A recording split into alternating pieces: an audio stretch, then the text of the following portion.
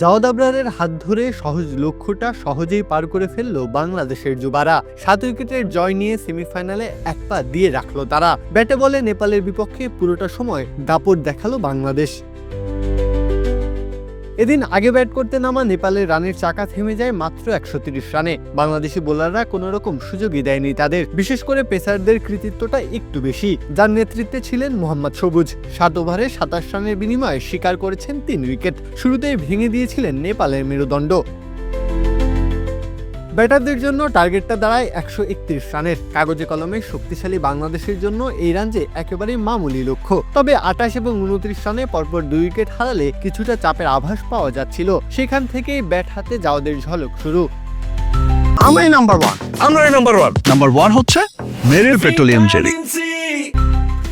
এক প্রান্তে সৌন্দর্যে মোড়া এক ইনিংস খেলতে থাকলেন। তার এক একটা শট যেন চোখে লেগে থাকার মতো, ফ্রেমে বন্দি করে রাখার মতো। আগের ম্যাচেই আফগানিস্তানের সাথে 96 রানের এক আক্ষেপে মোড়া ইনিংস খেলেছিলেন তিনি। নেপালের সাথেও ধারাবাহিকতার ছাপটা রাখলেন যেন। শেষ পর্যন্ত তার ব্যাট থেকে এলো 68 বলে 70 রানের এক হার নামানো নক।